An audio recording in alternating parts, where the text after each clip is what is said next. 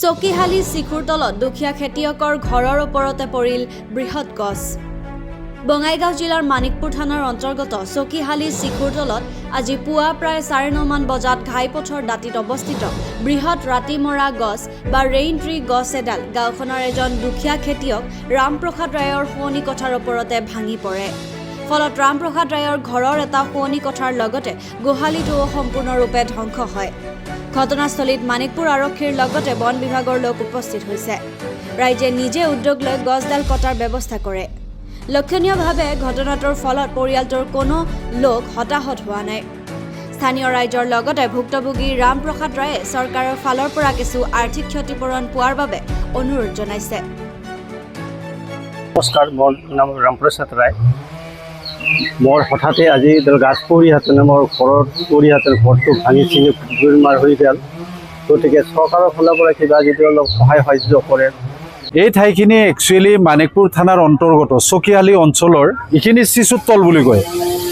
এই চিচুতলত আজি ৰাতিপুৱা ঠিক 9:30 মান বজাত এইডাল ৰেইনট্ৰী বুলিও কয়, ৰাতি মৰা বুলিও কয় আমাৰ অসমীয়া ভাষাত। এই গছডাল বহু পুৰণা। একচুৱেলি আমি জনাত প্ৰায় 100 বছৰ মানে হ'ব লাগিব, নহ'লেও 90 বা 100 হ'ব লাগে। আমি সৰু থাকোঁতে এই গছবিলাক ৰুইছিলে আমাৰ আজো ককা বা ককাই। গতিকে এই গছডাল আজি উঘালি পৰাৰ ফলত ইয়াৰে একচুৱেলি তেওঁ গৰীব মানুহ হয়, ৰামপ্ৰসাদ ৰয়। তেওঁ একচুৱেলি বেমাৰী মানুহ। গতিকে তেওঁৰ ঘৰত পৰি দুটা ঘৰ, বিশেষকৈ এটা গোহালি ঘৰ আৰু এটা তেওঁৰ ল'ৰা থকা ঘৰ।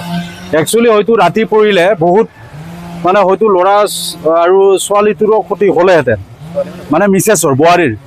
কিন্তু তেওঁলোকে নথকাৰ ফলত আজি দিনতে পৰাৰ ফলত তেওঁলোকৰ ঘৰ একেবাৰে ভাগিয়ে যায়, একেবাৰে বিচনাত পৰে। হয়তো ক্ষতি হ'লেহেঁতেন বহু পৰিমাণে, তথাপিও তেওঁৰ বহুত ক্ষতি হয়। গতিকে আমি বিচাৰোঁ আমাৰ যি চৰকাৰ আছে বা আমাৰ ফৰেষ্ট ডিপাৰ্টমেণ্ট আছে, তেওঁলোকে এটা সুবিবেচনা কৰি তেওঁলোকক কিবা ক্ষতিপূৰণ দিয়ক, সেইটো বিচাৰিছোঁ। আৰু যাতে তেওঁলোকে চৰকাৰৰ পৰা কিবা এটা সুবিধা পায় ঘৰটো বনোৱাৰ ক্ষেত্ৰত, সেইটোৱে বিচাৰিছোঁ। আৰু আপোনাকো আমি আমাৰ এই অঞ্চলৰ পৰা ধন্যবাদ জ্ঞাপন কৰিছোঁ। আপুনি আমাৰ ইয়াতে খবৰ লোৱাৰ বাবে। নাই, আৰক্ষী আৰু বন বিভাগ আহিছিলে। আৰক্ষীৰ লোকসকলেও আমাক কথাটো ক'লে, আমি তেওঁলোককো জনালোঁ আৰু বন বিভাগকো জনালোঁ। কিন্তু বন বিভাগে যদি এই গছডাল লৈ যাব বিচাৰে, আমি ৰাইজৰ পৰা বিচাৰিছোঁ যে নিব নালাগে। কাৰণ যিহেতু ৰামপ্ৰসাদ ৰয়ৰ যথেষ্ট পৰিমাণে ক্ষতি হৈছে।